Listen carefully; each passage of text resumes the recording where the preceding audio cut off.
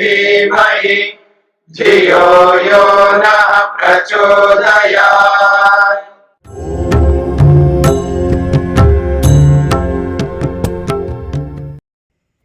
सः यदि पितृलोककाम भवति संकल्पाद् एव अस्य पितरः समुत्तिष्ठति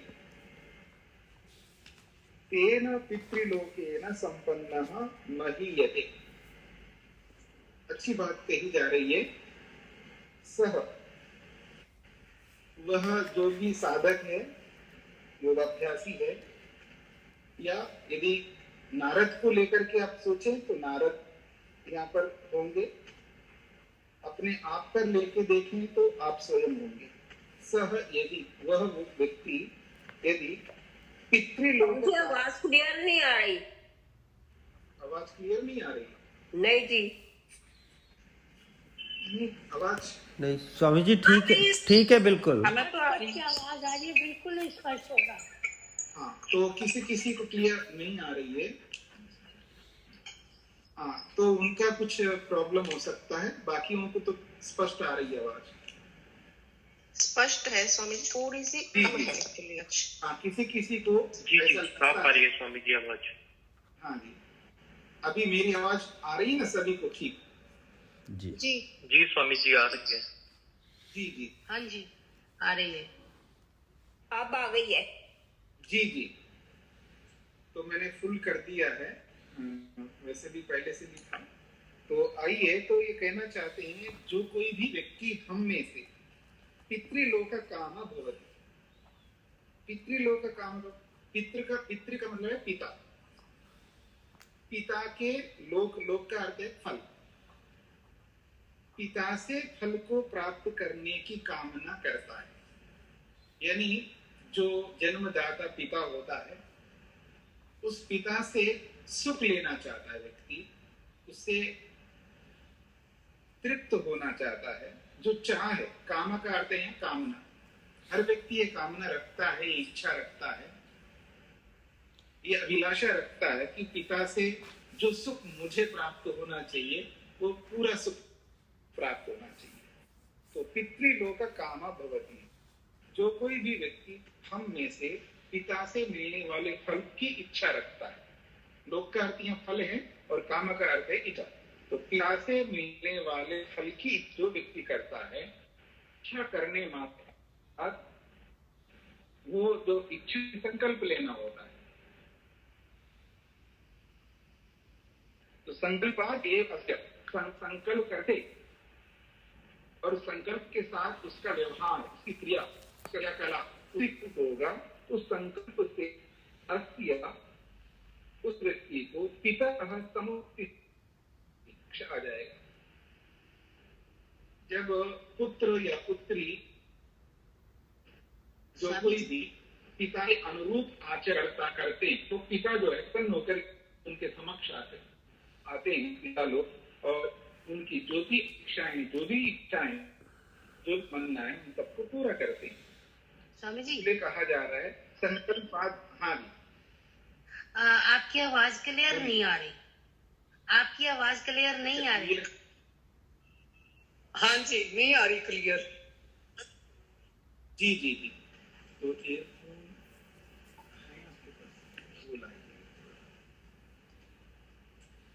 जी जी, अभी थोड़ा सा उसका देखते हैं।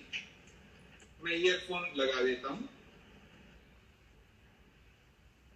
आवाज ना कम है स्वामी जी, स्पष्ट है लेकिन मंदी, तो मंदी होने की वजह से नहीं आ रही। और हमारा फुल है। जी मैं देखता हूँ।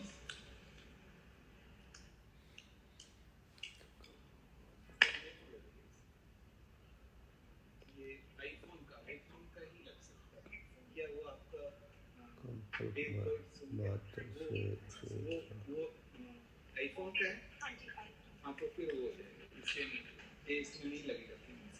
थोड़ा सा वेट करिएगा, फिर मैं उसका प्रबंध कर रहा हूँ। मैं किसी दूसरे स्थान पे आ गया हूँ, तो इसलिए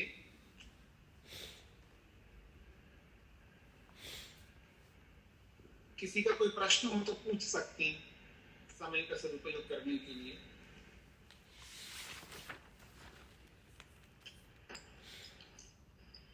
स्वामी इसके प्रथम खंड में जी ब्रह्मपुर शरीर को कहा गया है। इसी हाँ जी जी ब्रह्मपुर शरीर को कहा गया है और थोड़ा आगे चलकर ब्रह्मपुर आत्मा को कहा गया है। तो व्यक्ति किस तरह इसको समझे? जी, ऐसा है, जहां परमात्मा रहता है वो सभी जगह रहता है। ये तो कल के प्रसंग में स्पष्ट हो गई बात। तो जहां भी परमात्मा रहेगा तो रहेगा है, लेकिन सीधा संबंध हमारा जो परमात्मा के साथ होता है वो शरीर के माध्यम से होता है, क्योंकि मेरी आत्मा, आपकी आत्मा, सबकी आत्मा शरीर के अंदर ही है। इसलिए हम शरीर में हैं तो शरीर में ही परमात्मा को अनुभव करेंगे। तो शरीर के अंदर जिस स्थान पर परमात्मा का अनुभव करते हैं,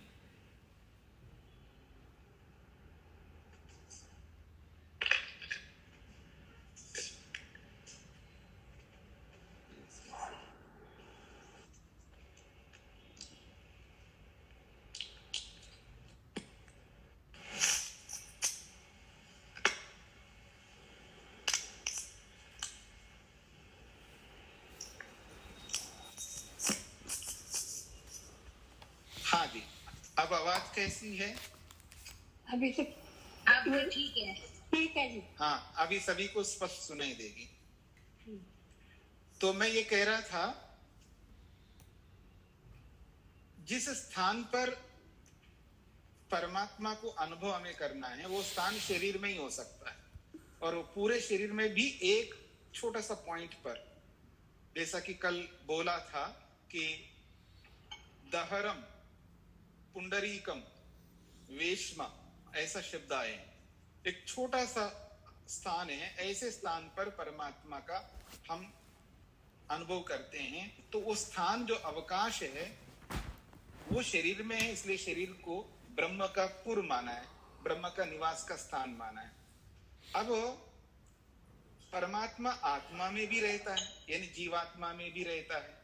तो जीवात्मा में भी रहता है, तो आज तो हम लोग शरीर में अनुभव करते हैं, जब समाधि लगेगी तो हम आत्मा में अनुभव करेंगे, यानी अपने अंदर ही परमात्मा का अनुभव हम करेंगे। तो फिर मेरी आत्मा, आपकी आत्मा ब्रह्मपुर कहलाएगी, ऐसा समझ लीजिए। अपेक्षा से ये बात हो रही है। तो जब मकान में रहते हैं तो हम मकान के अंदर हैं। अब मकान के पूरे मकान में विराजमान है तो पूरे मकान के अंदर माना जाएगा, पर मकान पूरे मकान में तो रह नहीं सकते हम लोग। फिर मकान में एक कमरे में रहते हैं, और वो पूरे कमरे में भी नहीं रह सकते हैं, एक कुर्सी में बैठे हुए हम लोग, तो स्थान कम होता जाएगा, ऐसे समझ सकते हैं। ठीक है जी। माता जी, शकुंतला जी। धन्यवाद धन्यवाद स्वामी जी जी। तो अब हम आगे बढ़ते हैं अपने प्रसंग पर।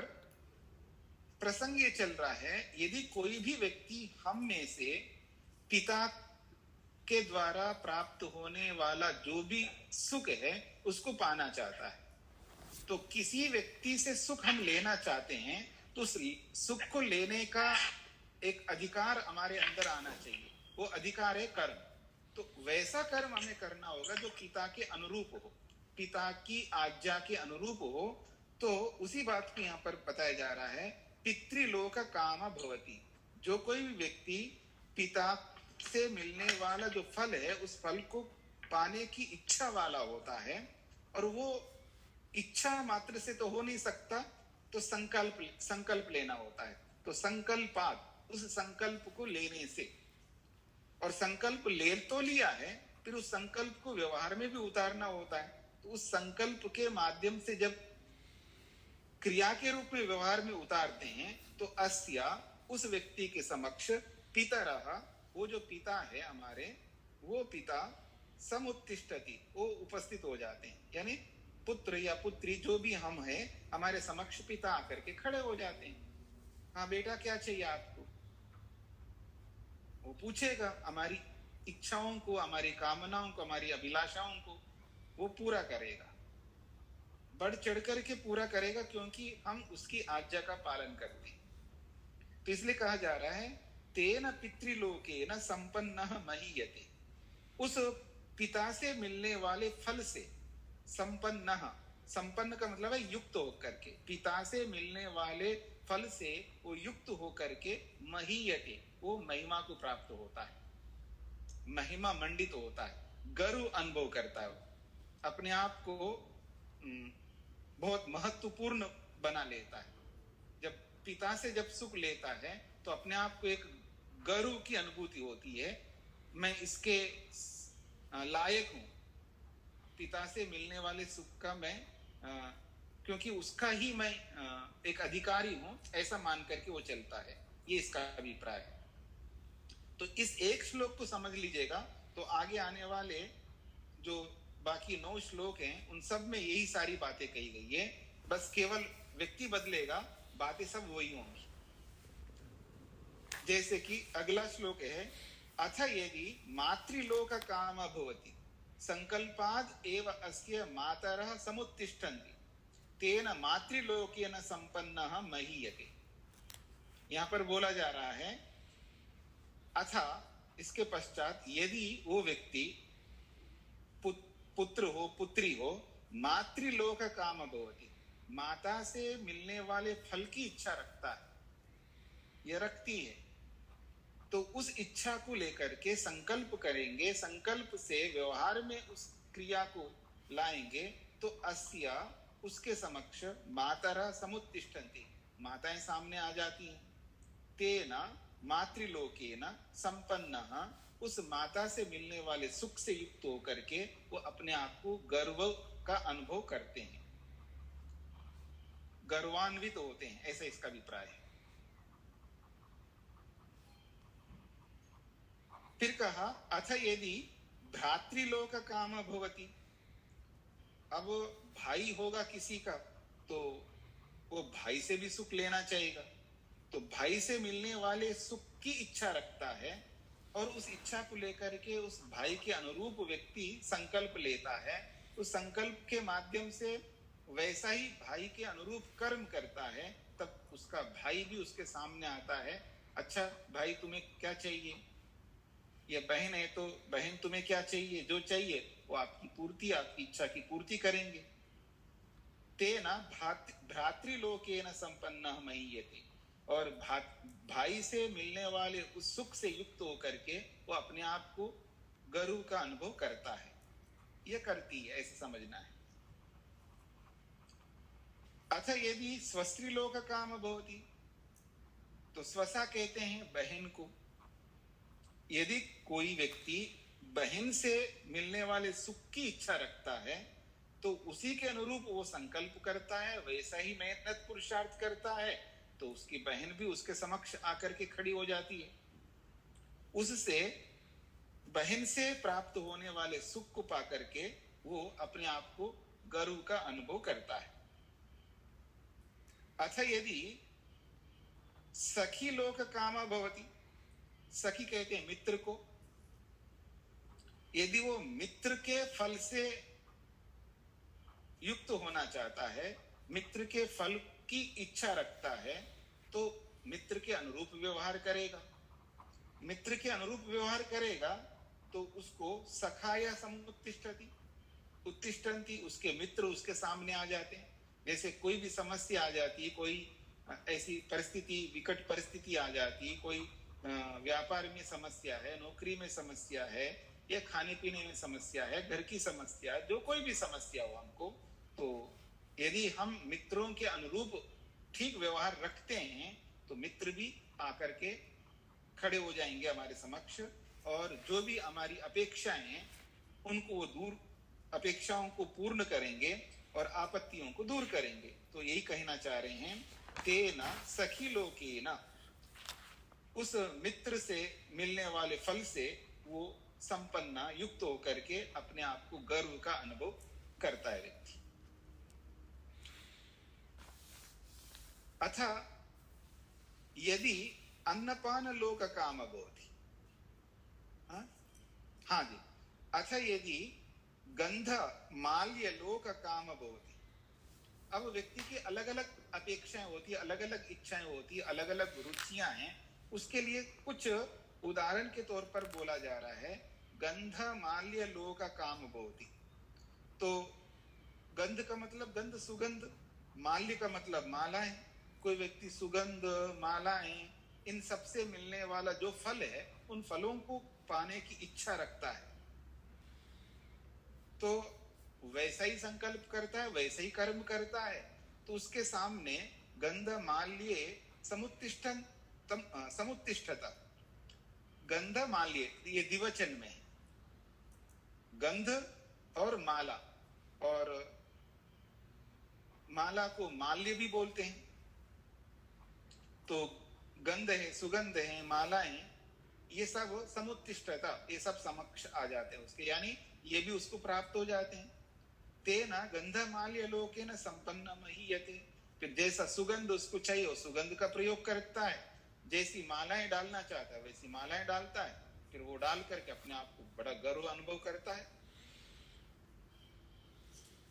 आप देखिएगा ना, जैसे कोई व्यक्ति ब्रांडेड कंपनी के जो भी सामान खरीदता है, चाहे वो जूते है, चप्पल है, कपड़े हैं, या घर के जो भी साधन हैं, वो जब वो लाता है तो उसको गर्व अनुभव होता है। ऐसा लगता है कि हाँ, मेरे को बहुत कुछ ऐसा मिल गया है, और उसको देख करके दूसरे लोग भी, हाँ इसके पास ये है, ये, तो उससे भी उसको सुख मिलता रहता है व्यक्ति। तो ऐसा ही समझ सकते हैं आप, ये उदाहरण मात्र है। अथा यदि अन्नपान लोक काम भवति, यदि वो व्यक्ति अन्न, अन्न तो उपलक्षण है हर प्रकार का भोज्य पदार्थ, चाहे वो तरल पदार्थ के रूप में हो या ठोस पदार्थ के रूप में हो, जैसा जैसा वो अन्न चाहता है, क्योंकि अन्न भी पता नहीं कितने प्रकार के होते हैं, हर प्रकार का अन्न हर व्यक्ति को आज नहीं मिलता है। तो सब प्रकार के, सर्व प्रकार के जो भी अन्न हैं, उन अन्नों से प्राप्त हो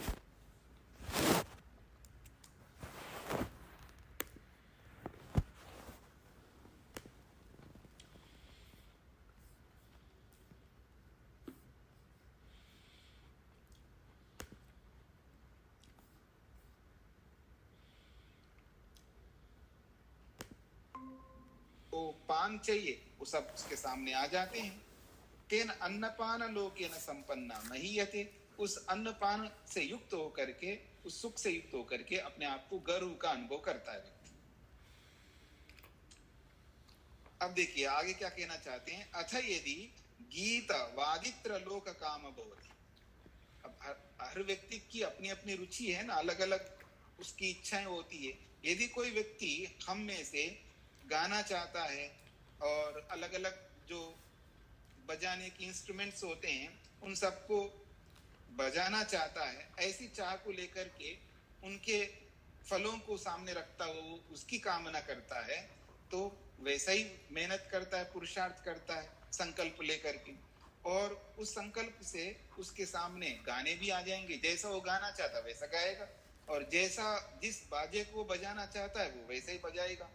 तो वो सब के सब उसके सामने उपस्थित हो जाते हैं, अर्थात उसके अनुरूप वो गाने, वो गाजे बाजे सब उसके सामने आ जाते हैं और उनका प्रयोग करता है, और उससे तेना, उससे गीत वादित्र लोकेन संपन्ना महीयति, उस गीत से, उस यंत्रों से मिलने वाले फलों से युक्त होकर के अपने आप को गर्व का अनुभव करता है। फिर कहा जा रहा, अच्छा यदि स्त्री लोक काम भवति, यदि कोई व्यक्ति स्त्री के फल से युक्त होना चाहता है, उसकी कामना करता है, तो उसके लिए वैसा ही मेहनत पुरुषार्थ करता है संकल्प के माध्यम से, तो उसके सामने पत्नी के रूप में उसके सामने उपस्थित हो जाती है, और उससे युक्त होकर के उससे मिलने वाले सुख को पा करके फिर वो व्यक्ति अपने आप गर्व का अनुभव करता है। ये सब उदाहरण मात्र हैं। तो इन उदाहरणों से जैसी जैसी इच्छाएं होती उस व्यक्ति को, जैसी जैसी कामना करता है, जैसी जैसी उसके अंदर तृष्णा होती है, उन सारी तृष्णाओं को वो पूरा करता है। स्वामी जी, क्या ये मुक्ति लोक में होता है ऐसे? नहीं, ये शरीरधारी व्यक्ति के लिए बोला जा रहा है। जब हम शरीर में हैं तो हम जैसी जैसी कामना करेंगे, उस कामना को पूरा करने के लिए जैसे जैसे पुरुषार्थ करेंगे, और उसका परिणाम स्वरूप जो भी हमको मिलेगा, फल मिलेगा, उसकी बात की जा रही है यहाँ पर। फिर अंत में एक बात कही जा रही है, यम यम यम यम अंतम अभिकामः भवति, यम कामं कामयति सह अस्य संकल्पाद एव समुत्तिष्ठति तेन संपन्नः महीयते।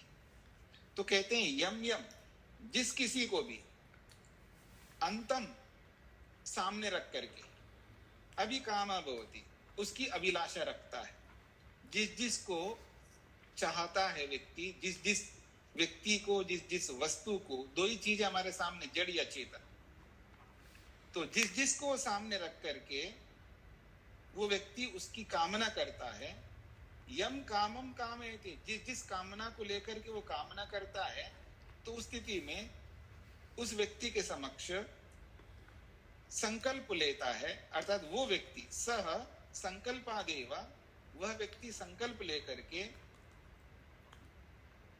समुत्तिष्ठता, अच्छा, अस्य सह संकल्पादेव समुत्तिष्ठति, वह जो भी व्यक्ति है या जो भी चीज है उसके लिए सह कहा है, वह अस्या उस व्यक्ति के समक्ष संकल्प से ही समुत्तिष्ठति, वो उपस्थित हो जाती है वस्तु, तेना उस वस्तु से मिलने वाले सुख से संपन्ना युक्त होकर के महीयते, वो अपने महिमा को प्राप्त होता है।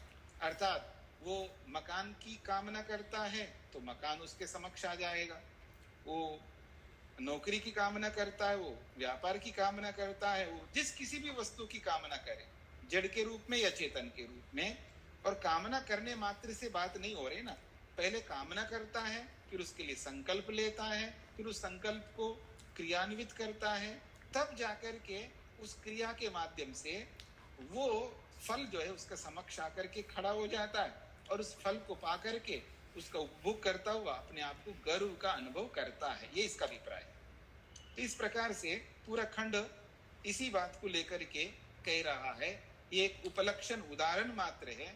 इस उदाहरण से स्पष्ट होता है कि व्यक्ति इस संसार में रहते हुए, शरीर में रहते हुए, उसकी बहुत सारी कामनाएं होती हैं। उन कामनाओं को पूरा तभी कर सकता है जब उसको व्यवहार में उतारता है।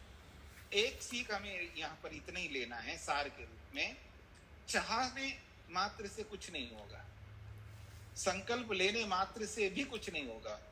वो पता नहीं कितने लोग संकल्प लेते हैं, मैं ये करूंगा, मैं वो करूंगा, प्रतिज्ञाएं लेते हैं, व्रत लेते हैं, लेकिन जब उस संकल्प को, उस व्रत को, उस शपथ को जब क्रिया के रूप में नहीं लाता है, यानी उसको क्रियान्वित नहीं करता है, तब तक उन फलों से दूर रहेगा। और जब क्रियान्वित करेगा तो फिर वो सारे फल मिलेगा। जब सारे फल मिलेंगे तो फिर व्यक्ति को सुख ही सुख मिलेगा, फिर दुख से दूर रहेगा। ये इसका सार है एक प्रकार से। स्वामी जी जी, इस खंड को क्यों रखा गया है इसमें? क्यों, क्या समस्या आ रही है अगर इसको रखते हैं तो? जी, यही तो समझ में नहीं आया ना। नहीं, क्या समझ में नहीं आया यही आपको बताना होगा ना। मतलब इसमें इस बात को क्यों रखा है? हाँ, अगर ये सारी पूछो, बातें, हाँ, मैं ये पूछना चाहती। हाँ, तो इसलिए रखा है, जो आप चाहते हो, चाह तो रखते हो पर मेहनत करते नहीं हो। वो मेहनत करोगे तो मिलेगा, ये कहना चाहते हैं। ये सारे मैंने बोला आपके सामने। जैसे कोई जी मैं समाधि लगाना चाहता हूँ, कोई कहता है मैं वैरागी को प्राप्त करना चाहता हूँ, कोई कहता है मैं मुक्ति में जाना चाहता हूँ, मैं सुखी रहना चाहता हूँ, मेरे टेंशन दूर हो जाए, मेरे को ये हो जाए, वो हो जाए। सब चाह रखते हैं। चाह रखने में क्या पैसे थोड़े लग रहे हैं? कुछ भी चाह रख सकता है व्यक्ति, लेकिन उस चाह को पूरा करने के लिए संकल्प भी लेना है, और संकल्प लेकर के वैसा ही पुरुषार्थ करना है, तब तो फल मिलेगा ना। बात तो सामान्य बात है, पर हमें विशेष बातें तो बहुत अच्छा समझ में आते हैं, लेकिन सामान्य बातें समझ में नहीं आती हैं। सामान्य बात है ना भाई, इच्छा रखने मात्र से काम नहीं चलेगा। कौन नहीं जानते इस बात को? सभी जानते हैं। संकल्प लेना कौन नहीं जानता है? सभी जानते हैं। संकल्प भी ले लेते हैं, पर उस संकल्प को पूरा कौन करता है? जो करता है उसको फल मिलेगा, और जो नहीं करेगा उसको नहीं मिलेगा। कोई सत्य बोलने का संकल्प लेता है, कोई व्यायाम करने का संकल्प लेता है, कोई प्राणायाम करने का संकल्प लेता है, कोई संकल्प लेता है। अच्छी बात है, लो ना। संकल्प लेना बहुत सरल है, उसको पूरा करना है, और पूरा करोगे तो फल मिलेगा। यही कहना चाहते हैं, इसलिए रखा इस खंड को यहाँ पर। हाँ माता जी। ठीक है, धन्यवाद जी। स्वामी जी, ये जी। मुक्त के लिए कहा जा रहा है या सामान्य व्यक्ति के लिए? ये सबके लिए कहा जब कामना करता है तो उसके समक्ष सारा कुछ उपस्थित हो जाता है। सामान्य व्यक्ति के तो जब तक, जैसे आप कह रहे हैं कि वो काम करेगा तभी उपस्थित होगा, तो ये सब मुक्त जीव के लिए है? नहीं, मुक्ति के लिए भी है, मुक्त होने वालों के लिए भी है, और सामान्य लोगों के लिए, सबके लिए। जैसे इधर देखिए मेरी ओर, कुछ हो गया, हे भगवान जल्दी से जल्दी ये जो भी हो रहा है ना, हाँ इसको दूर कर दो। चाह रखता है ना व्यक्ति, ये मुसीबत जो आई है ये दूर हो जाए। चाह तो रख लिया आपने, संकल्प नहीं लिया मान लो, तो क्या होगा? कुछ नहीं होगा। चाह रखने मात्र से क्या होगा? फिर कोई संकल्प लेता है, व्रत लेता है, व्रत लेकर के थोड़ा बहुत करता है, फिर ठंडा हो जाता है, उससे क्या होगा?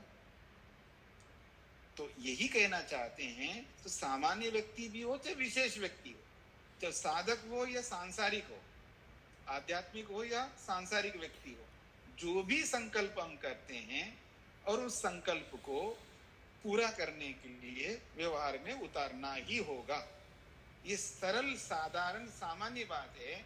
इसी सामान्य बात को हम नहीं पूरा कर पा रहे हैं, उसको पूरा करने के लिए बोला जा रहा है। जी धन्यवाद स्वामी जी। अब आगे बढ़ते हैं। ते इमे सत्याः कामा अनृत अभिधाना तेषां सत्यानां सताम् अनृतम् अभिधानम् यो यह हि अस्य इतः प्रैति न तम इह दर्शनाय लभते। बहुत अच्छी बात कही जा रही है। कहा जा रहा है, ते वे लोग इमे सत्य कामा, ये जो सत्य कामनाएं जो अभी तक बताए गए 10 श्लोकों में जो सत्य यथार्थ कामनाएं बताई गई है, ये तो एक उदाहरण मात्र है। केवल आदमी के अंदर 10 कामनाएं नहीं है, जो यहाँ 10 श्लोकों में 10 बातें कही है, उसकी दुनिया भर की कामनाएं हैं। इतनी कामनाएं हैं, उसकी कोई सीमा भी नहीं है। पर ये सारी कामनाएं सत्य है ना। कौन माँ का सुख नहीं लेना चाहता है? कौन पिता का सुख नहीं लेना चाहता है? भाई का, बहन का, पति का, पत्नी का, जिस किसी का भी सुख कौन नहीं चाहता है? ये चाह, ये जो अभिलाषा है, ये जो तमन्ना है, ये रखता है हर व्यक्ति। उस तमन्ना को पूरा करने के लिए संकल्प लेना पड़ता है, तो सभी संकल्प नहीं लेते। और जितने लोग संकल्प लेते हैं उसके लिए कुछ क्रिया करते हैं, लेकिन पूरी क्रिया नहीं करते। पूरी क्रिया का मतलब है, जब तक जिस चाह को लेकर के उस कर्म को हम कर रहे हैं, उसका फल पूरा जब तक नहीं मिलेगा, तब तक पुरुषार्थ निरंतर करना पड़ेगा। यदि आप में से जिन्होंने योग पढ़ा हो, तो योग दर्शनकार महर्षि पतंजलि कहते हैं, सह तु दीर्घ काल निरंतरीय सत्कारा सेवितो दृढ़ भूमि। मतलब एक दिन का, 2 दिन का, 1 महीने का, 1 साल का या एक जीवन का नहीं है प्रश्न यहाँ पर। 1 दिन का, 1 महीने का, 1 साल का या एक जीवन का ये प्रश्न नहीं है। न जाने कितने जीवनों का प्रश्न है ये। मतलब जिस लक्ष्य को लेकर के हम आगे बढ़ना चाहते हैं, उस लक्ष्य की पूर्ति न जाने कितने जन्म लगेंगे। उतने जन्मों तक हमें मेहनत करना है, पुरुषार्थ करना है। हम 1 बार 2 बार 10 बार सुन करके बोर हो जाते हैं, ऊब जाते हैं हम लोग। वही बात बार बार आती है, घुमा फिरा करके वही बात कर रहे हैं, घुमा फिरा करके वही बात करते हैं। उपनिषद में जितनी भी उपनिषद अभी तक हमने पढ़ी है, बातें सारी वही है, कोई नई बात नहीं बताई जा रही। कोई कोई आती है बात, कुछ बिल्कुल नई सी लगती है, लेकिन अधिकांश बातें वही है, लेकिन घुमा फिरा करके हमको वहीं ले जा रहे हैं। और कई बार आदमी ऊब भी जाता है इन बातों को सुन करके। और याद रखना, वही ऊबता है जिसको अभी समझ में नहीं आया। हाँ, याद रखना, जिसको समझ में आता है ना, वो कभी नहीं ऊबता। इस बात को भी समझ लीजिएगा। जैसे हम लोग, मैं अक्सर एक उदाहरण दिया करता हूँ, जब हम गुरुकुल में जाते थे, घिया खिलाया, रोज घिया खाओ या रोज एक ही दाल खाओ, रोज ऐसे अभाव के कारण से कह सकते हैं या सामर्थ्य कम के कारण से कह सकते हैं या बहुत सारे कारण होंगे, उन कारणों से एक ही चीज बार बार खिलाते रहे, बहुत ऊब जाते थे हम लोग, बहुत बोर हो जाते हैं, बहुत दुखी परेशान भी होते थे और शिकायतें भी करते थे, लेकिन समाधान बिल्कुल नहीं हो सकता था। लेकिन आज समझ में आ गई बात, तो समझ में जब आने के बाद में जब व्यक्ति समझदार बन जाता है तो ठीक है, रोज वही रोटी खाता है तो उसको परेशानी नहीं होगी, कोई परेशानी नहीं होगी। परेशानी तब होती है व्यक्ति को जब समझता नहीं है, जब समझदार नहीं बनता व्यक्ति। तो जब तक समझ में नहीं आता तब तक व्यक्ति बोर होता है, ऊब जाता है, और जब समझ में बात आ जाती है बिल्कुल बोर नहीं होगा, तो आत्मसात हो जाता है और उसको वो साथ में बना लेता है, क्योंकि वहां विद्या काम कर रही होती है। और जहां विद्या काम कर रही होती है तो फिर वहां सुख छोटा हो या बड़ा हो, कोई अंतर आने वाला नहीं। सुख तो सुख होता है, सुख छोटा सुख नहीं होता है, सुख बड़ा सुख नहीं होता है। सुख तो सुख है, यह दुख दुख है, ये बड़ा दुख है, ये छोटा दुख तो हम अपेक्षाओं से रखते हैं। भाई मृत्यु का दुख बहुत बड़ा है और शरीर में थोड़ा सा कट गया है, शरीर में कहीं पेन दर्द हो गया, ये छोटा सा दुख है, ये दुख तो दुख है। ये समझने वाली बात है, दुख तो दुख है या सुख तो सुख है, उसमें कोई बड़ा सुख छोटा सुख नहीं हो सकता। हाँ, ये हो सकता है कि वो दुख या सुख निरंतर मिल रहा है तो वही बड़ा हो जाएगा, या शॉर्ट टाइम के लिए थोड़ी देर के लिए मिल रहा है वो छोटा सुख छोटा दुख हो जाएगा, बस इतनी सी बात है। पर आखिर सुख तो सुख ही होता है ना, ऐसे दुख दुख ही होता है। तो इन सब बातों को समझ करके हमें चलना होगा, फिर कोई समस्या नहीं आने वाली। तो ये सारी सत्य कामना है, ये सबके लिए। लेकिन समस्या यही है, अनृत अभिधाना, ये झूठ से ढके हुए हैं सारी सत्य कामनाएं। बड़ी अच्छी बात कही जा रही है कि अनृत अभिधाना, ये झूठ से ढके हुए हैं सारी की सारी कामनाएं। तेषाम सत्यानाम सताम, वो सत्य होते हुए भी अनृतम अभिधानम, उसमें झूठ से वो सब ढके हुए हैं। यह ही अस्या, और जो व्यक्ति इस सत्य को अपनाएगा तो इता प्रेति, और यहां से चला जाएगा शरीर को छोड़ करके। न तम यह दर्शनाय लभते, उसके लिए यहाँ पर वो देखने के लिए भी नहीं मिलेगा। जो सत्य संकल्प है, जो सत्य सुख है, वो अगर उसको उसने प्राप्त किया ही नहीं और यहाँ शरीर छोड़ करके चला गया, तो उस व्यक्ति के लिए इस संसार में देखने के लिए भी नहीं मिलेगा। इस बात को थोड़ा समझने का प्रयत्न करना है कि मान लीजिए हमें पता है कि गुस्सा नहीं करना चाहिए, पता है, पर पता होते हुए भी हमने गुस्से को छोड़ा नहीं, और गुस्से को त्याग करने का जो फल है, ठीक है, वो तो पाया नहीं और शरीर छोड़ करके चले गए। अब दोबारा जन्म तो यही होना है हमको, दुनिया तो यही है और कोई और दुनिया तो है ही नहीं। जब यहाँ दोबारा आएंगे ना, तो उस क्रोध त्याग का जो सुख है उसको देखने के लिए नहीं मिलेगा, तरसता रहेगा आदमी। जैसे गूंगा आदमी तरसता है ना बोलने के लिए, अंधा आदमी तरसता रहता है रूप को समझने के लिए, ठीक है ना। जिसको स्पर्श की अनुभूति नहीं हो रही, एक रोग आता है ना, आयुर्वेद में आता है, वो अगर कोई भट्टी चल रही हो ना, उसके साथ शरीर लगा करके भी खड़ा हो जाए ना, उसको वो समझ में नहीं आएगा, उस गर्मी का स्पर्श ही नहीं होगा उस आदमी। तो कोई स्पर्श के लिए तरसता है, कोई गंध के लिए तरसता है, कोई रूप के लिए तरसता है। तो रूप, रस, गंध, स्पर्श, शब्द, इन सब के लिए हम तरसते रहेंगे। हाँ, ये बात कहना चाह रहे हैं। तो इसलिए कह रहे हैं ये सारी कामनाएं सत्य कामनाएं, कोई झूठी कामनाएं नहीं है। भाई कोई माँ का सुख ना मिले, क्यों ना मिले? जब पैदा हुआ है, माँ के माध्यम से पैदा हुआ है, जो जननी बनी है, तो जननी का सुख लो। किसने मना किया? पिता का सुख लो, पत्नी का सुख लो, पति का सुख लो, भाई का लो, बहन का लो, गुरु का लो, शिष्य का लो, सारे सुख लो। किसने मना किया? सब सत्य हैं, पर उनको झूठ से ढकना मत। पर्दे के पीछे मत रखना उसको, पर्दे के बाहर रखो। झूठ से उसको ढक देते हैं हम लोग, मतलब ये मोह माया जिसको हम कहते हैं ना, इस मोह माया से उसको ढक देते हैं, इसलिए वो सत्य होते हुए भी ढके हुए हैं। जो वास्तव में एक्चुअल में माँ का सुख लेना चाहिए लेता नहीं आदमी, कारण वो अविद्या है, वो झूठ है। वहां पर झूठ के पर्दे से माँ के सुख को ढक देता है, इसलिए उसको माँ से तृप्ति नहीं मिलती है। क्या किया है कि आपने मेरे लिए, उसका एक्सप्रेशंस भी बदल जाएंगे, ठीक है ना। क्या किया आपने मेरे लिए, ये पता नहीं कितने लोग क्या क्या करते अपने बच्चों के लिए, आपने क्या किया मेरे लिए, ये दिखेगा फिर उस व्यक्ति, उसने झूठ से ढक देता है। तो हम एक दूसरे के ऊपर जो शिकायत करते हैं ना, वो शिकायत नहीं है, वास्तव में वो असत्य से उसको ढक दिया हमने, इसलिए रोना रोते रहता है व्यक्ति को, रोने में रहता है व्यक्ति। फिर जब दोबारा पैदा होता है वो सुख उसको मिलेंगे नहीं।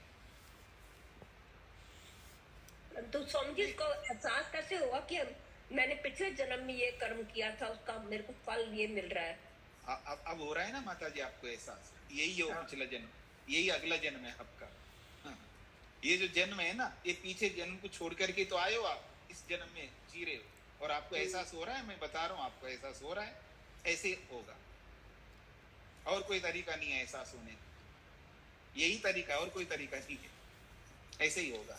तो यही कहना चाह रहे, ये सारी कामनाएं सत्य हैं, पर इसको झूठ से मत ढकना, और ढक दोगे तो जब इस शरीर को छोड़ करके जाओगे, फिर कह रहे हैं ना, तम का मतलब है उस सुख को, इहा इस संसार में, दर्शनाया देखने के लिए, न लभते बिल्कुल नहीं मिलेगा, तरसता रहेगा आदमी। जैसे कोई बिल्कुल स्लम में पैदा हुआ है, अब वो BMW में बैठने के लिए कितने तरसे, क्या मतलब है, तरसता रहेगा, जीवन बीत जाएगा उसका, कुछ नहीं होने का। कितने लोग हैं जो फ्लाइट में बैठने के लिए तरसते हैं, कहाँ मिलता है उन सबको। कितने लोग हैं जो चीजें जो भोगना चाहते हैं उनको भोग नहीं मिलता है। आज हम लोग भी जिस स्टेज पर हैं, हमको भी तो वो भोग नहीं मिलते हैं ना, जो बहुत हाई लेवल के भोग है। हमारा औकात ही नहीं है, यानी हमारे में वो योग्यता ही नहीं है उसको पाने के लिए, हम भी तरसते हैं।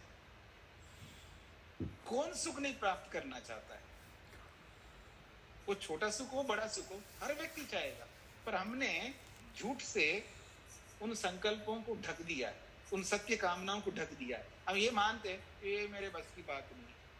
ये जो झूठ से ढकने का मतलब ये है, इसको थोड़ा विस्तार में आप लेंगे तो आपको और समझ में आएगा। ये सारी सत्य कामना है, पर इस सत्य को पूरा करने के लिए करना क्या है? इच्छा तो कर लो, हो गई इच्छा, पर संकल्प नहीं करते। संकल्प हो गई, संकल्प हो गया, पर उसको व्यवहार में नहीं लाते। जब पुरुषार्थ ही नहीं करेंगे तो वो सुख मिलेगा नहीं, और चल बसेंगे, शरीर को छोड़ करके चले जाएंगे। जब अगला शरीर तो मिलना ही मिलना है, दोबारा आए ही जाएंगे। मतलब दोबारा शरीर को पाने के लिए, दोबारा मनुष्य शरीर को पाने के लिए इतने कर्म तो कर लेता है, बड़ा चालाक आदमी होता है, ठीक है ना। कोई बात नहीं, 100 पाप तो कर लूंगा, लेकिन 20-25 पुण्य भी कर लूंगा। मतलब ऐसा बैलेंस करने के चक्कर में रहता है। तो बैलेंस करने के चक्कर में कर तो लिया, मनुष्य तो बन गया, पर ऐरा गहरा मनुष्य बन गया। फिर ऐरा गहरा मनुष्य बन करके फिर वो सुख तो नहीं पा सकता है, तरसता ही रहेगा बेचारा। ये बात कही जा रही है। आगे बढ़ते हैं जी।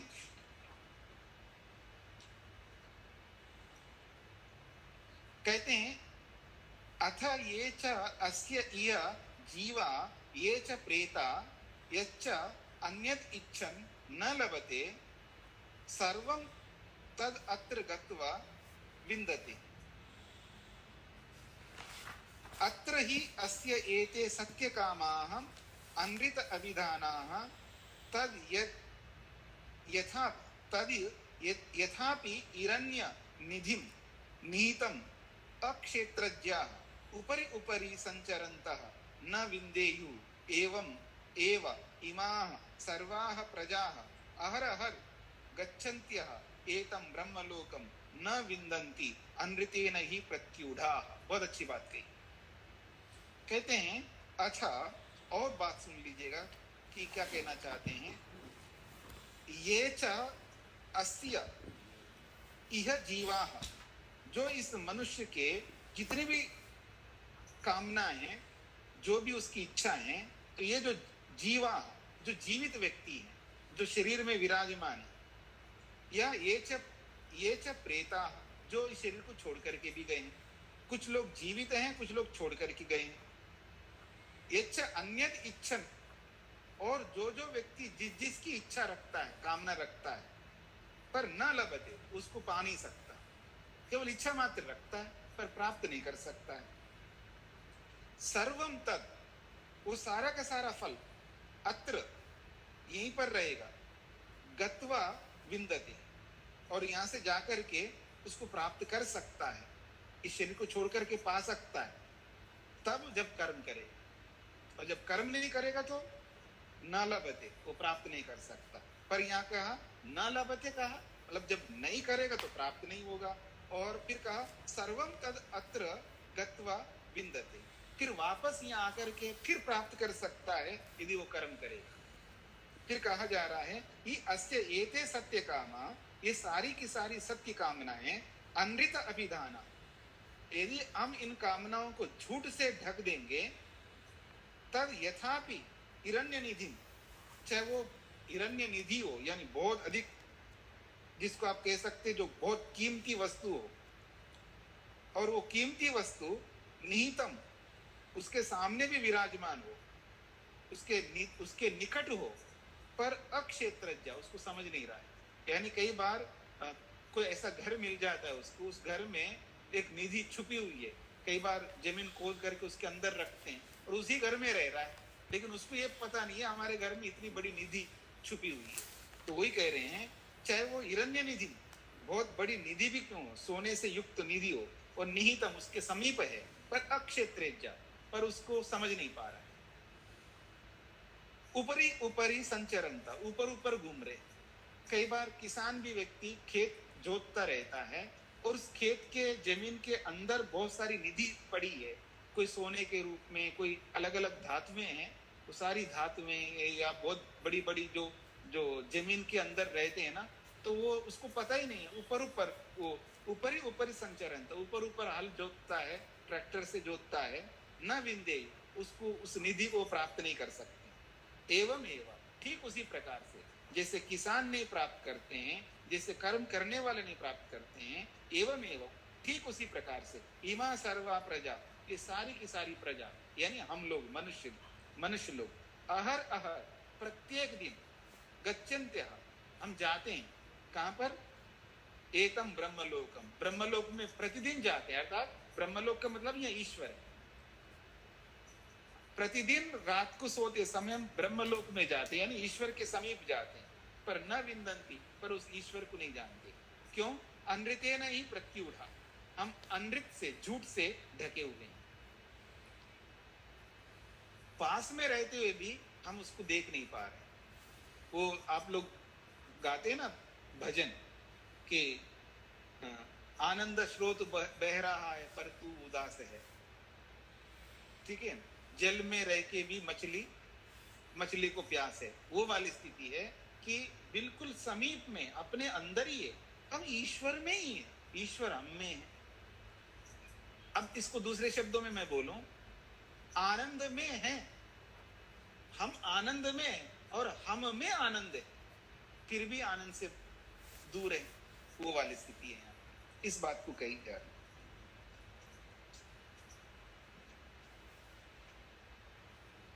सवा एषा आत्मा हृदि तस्य एतदेव निरुक्तम हृदि अयम इति तस्मात् हृदि अयम अहरहर वा एवं वित् स्वर्गम लोकम एति। बहुत अच्छी बात कही है। वो कहते हैं स व एष आत्मा, वह ये जो भी आत्मा है, जीवात्मा, यदि परमात्मा को या स्वयं को या संसार को ठीक प्रकार से समझना चाहता है, और विशेषकर ईश्वर, तो हृदय, वो हृदय में ही है परमात्मा, हृदय में विराजमान है परमात्मा। स व एष आत्मा हृदय, वह ये जो आत्मा है वो हृदय में विराजमान है। तस्य एतदेव निरुक्तम, उसका यही निरुक्ति है, यही निर्वचन है। किसकी? हृदय की। हृदय को हृदय क्यों कहते हैं? तो कह रहे हैं हृदय को हृदय इसलिए कहते हैं, हृदय अयम, हृदय अयम अर्थात अयम ये आत्मा हृदय हृदय में है, इसलिए उसका नाम हृदय। इसको थोड़ा इस तरह समझ लिया, हृदय और अयम, हृदय और अयम ऐसा करिए। अयम का मतलब यह कौन? आत्मा। अयम आत्मा, यह आत्मा कहां पर है? हृदय। हृदय सप्तमी विभक्ति का एक वचन है, हृदय। ये जो हृदय शब्द है ये सप्तमी विभक्ति का एक वचन। तो हृदय का मतलब हृदय में। अयम यह आत्मा है, विराजमान है परमात्मा, तो हृदय में विराजमान है, इसलिए उसका नाम हृदय कहते हैं। तो हृदय को, हृदय और अय को हृदय बना दिया है। तो यही कहना चाह रहे हैं, हृदय का यही निर्वचन है कि हृदय अयम इति तस्मात् हृदयम, इसलिए उसको हृदय कहते हैं। और अहर अहर व प्रत्येक दिन एवं विद, प्रत्येक दिन वो परमात्मा का निकट जाता है, और एवं विद वो उस परमात्मा को जानता है। अगर जानता है तो स्वर्गम लोकम यदि, वो स्वर्ग लोक को प्राप्त कर लेगा, यानी मुक्ति लोक को प्राप्त कर लेगा। तो प्रत्येक दिन ईश्वर के निकट जाना और उस ईश्वर को अनुभव करना है, और अनुभव करके उसकी आज्ञा का पालन करना। जब बच्चा जब होता है ना, और पिता से डरता है, माँ से डरता है, जब माँ के सामने, पिता के सामने जब वो खड़ा रहता है तो डरता है। क्यों? दंड देंगे, डांटेंगे, जो भी है। तो वो फिर उनके सामने वो ठीक काम करने लगता है बच्चा। और जैसे माँ बाप जब उससे दूर हो जाते हैं, फिर वो वैसा काम करना बंद कर देगा, आलस्य करेगा, प्रमाद करेगा, खेलेगा, कूदेगा, कुछ ना कुछ करेगा। और जब तक वो सामने रहेंगे तो काम करते हुए दिखेंगे।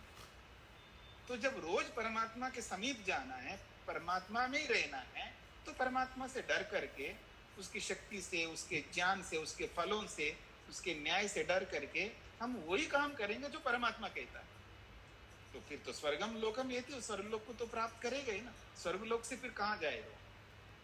नरक में तो जाएगा नहीं, कभी चाह भी नहीं रख सकता नरक की। चाह तो स्वर्ग की रखता है, लेकिन उस स्वर्ग को पाने के लिए जो कर्म करना है वो कर्म नहीं कर पा रहा है। नहीं कर पा रहा है इसलिए क्योंकि सामने रहते हुए, उसके अंदर रहते हुए उसके एहसास नहीं कर रहा है। परमात्मा में रह करके परमात्मा का अनुभव नहीं कर रहा है। क्यों? उस अनुभूति को उसने असत्य से ढक दिया, मूर्खता से ढक लिया।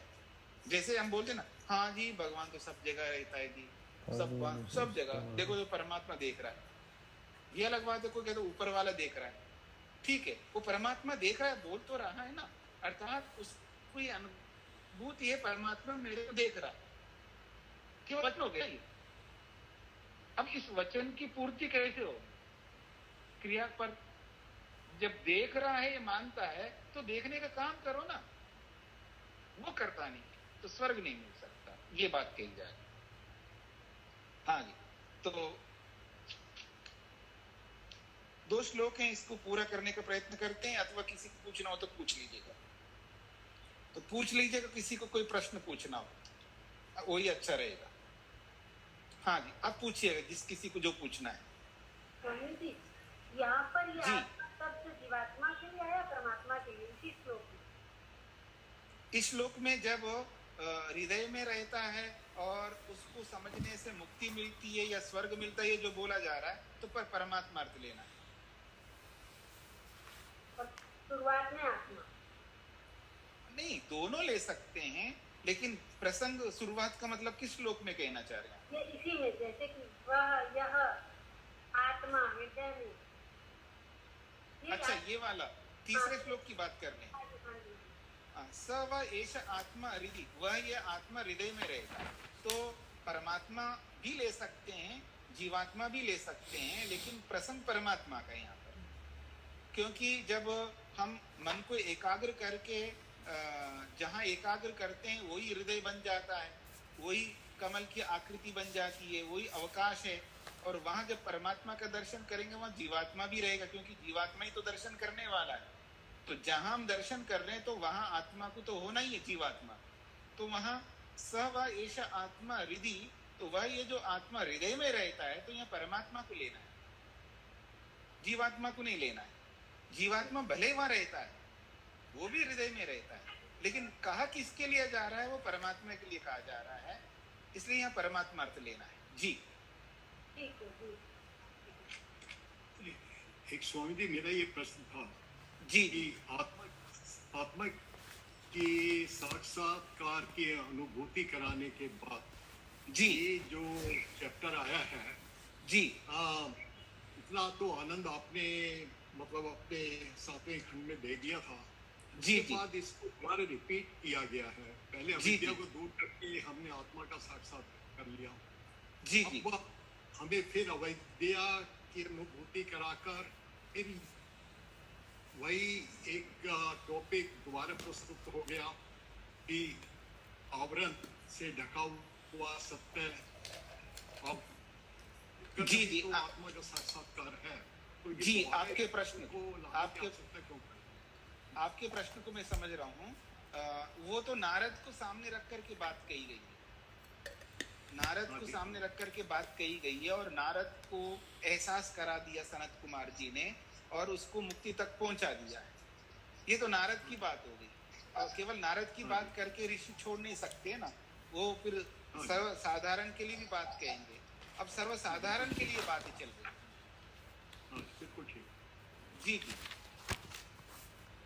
स्वामी जी, हाँ जी, तीसरे जी। खंड का जो पहला वाला है ना जी श्लोक, जी उस पे मुझे ये है, मैंने आपसे ये पूछना है कि जो ये इसमें कहा है कि भाई हम जो इस जन्म में काम करते हैं और असत्य से ढक देते हैं उसको, जी तो फिर अगले जन्म में फिर वही काम पूर्ण नहीं होता हमारा। हाँ, तो इसमें क्या पूछना है माता जी? मैं यही पूछ रहा था, मेरा बहुत दिल करता है ध्यान साधना में, पर जब मैं करने बैठती हूँ कभी मुझे कोई बीमारी आ जाती है, कभी छींके, कभी बुखार, कभी टांगों में दर्द, कभी हार्ट के टांके दुख रहे हैं। तो ये क्या वही पिछला जन्म का है? नहीं, पिछला जन्म का भी हो सकता है, इस जन्म का भी हो सकता है, तो क्योंकि मुझे ये समझाइए आज। हाँ, ये अब शरीर जैसा भी हमारा शरीर है, उस शरीर के ऐसे बनने के पीछे कारण कौन है? कारण तो मैं ही हूँ। स्वयं। तो स्वयं कारण है। स्वयं हमने अपने शरीर को इस स्थिति तक पहुंचाया है कि इस शरीर में अब बैठ कर के ध्यान करना चाहते हैं तो घुटने दर्द हो रहे हैं, हाँ, बैठ के कुछ करना चाहते हैं तो कमर दर्द हो रहा है, गर्दन दर्द हो रहा है, डिस्क में प्रॉब्लम है, अथवा छींके आ रही है, एलर्जी हो रही है, या और कोई ना कोई समस्या आ रही है। तो इन सारी समस्याओं से युक्त अपने शरीर को बनाया हमने अपने हाथों से। कारण कोई भी हो सकता है, अविद्या कारण है या ना समझ, वैसे तो सब कुछ अविद्या ही है, लेकिन उस अविद्या को यहाँ स्थापित करने के पीछे बहुत सारे कारण होंगे। परिवेश भी कारण बनता है, आसपास के लोग भी कारण बनते हैं, माता पिता भी कारण बनते हैं, गुरु आचार्य सब कारण बनते हैं। जितने भी हम लोगों से जुड़े हुए हैं वो सारे के सारे दोषी हैं, और उसमें मैं भी दोषी हूँ, सब दोषी, सबको थोड़ा थोड़ा दोष मिलेगा, सब कारण बनते हैं।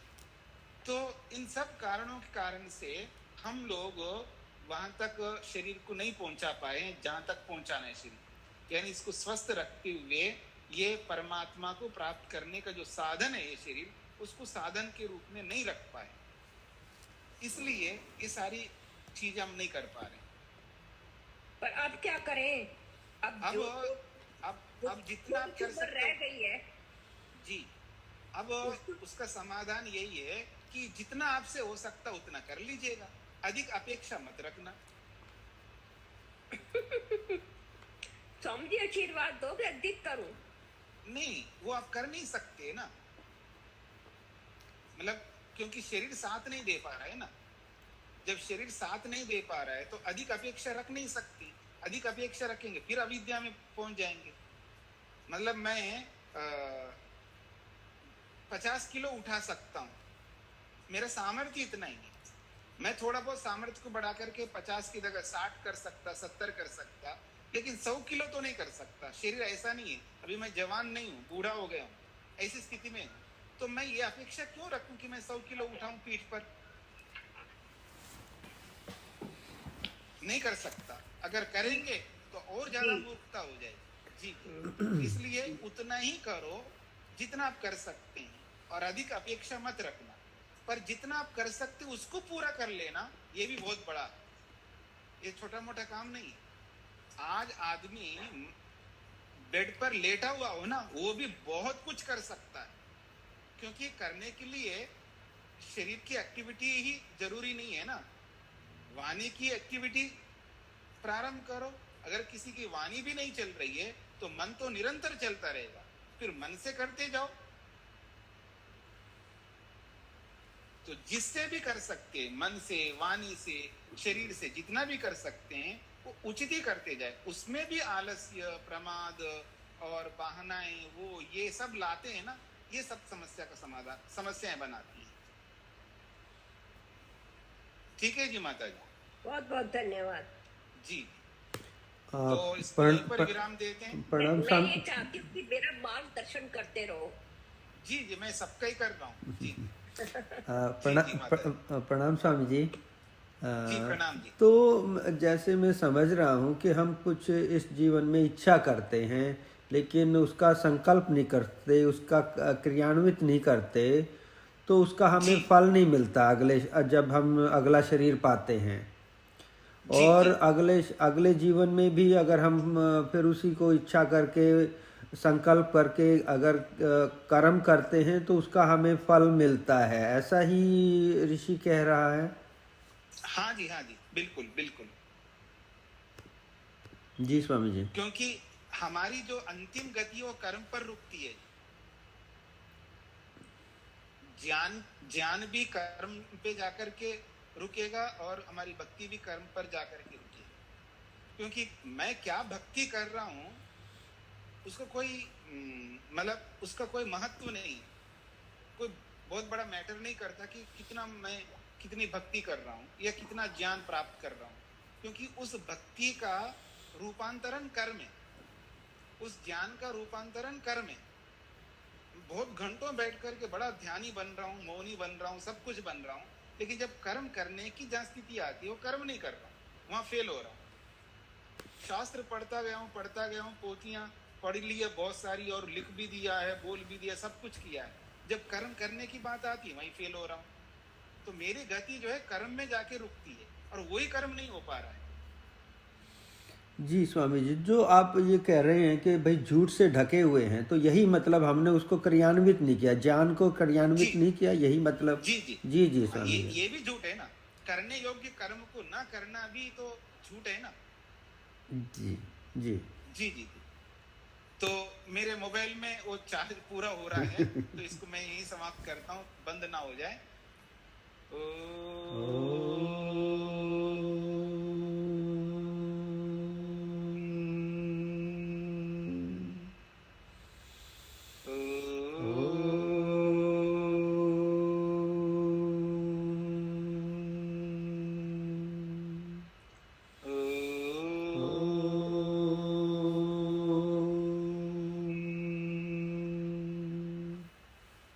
सभी को नमस्ते। प्रणाम स्वामी जी। स्वामी जी धन्यवाद। सबको नमस्ते। नमस्ते स्वामी जी।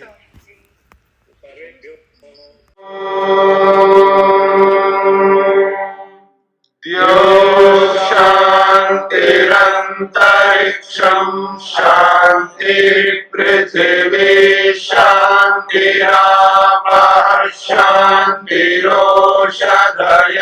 शान्तिः वनस्पतयः शान्तिर्विश्वे देवाः शान्तिर्ब्रह्म शान्ति सर्वं शान्ति शान्तिरेव शान्ति क्षमा शान्तिरेधि ॐ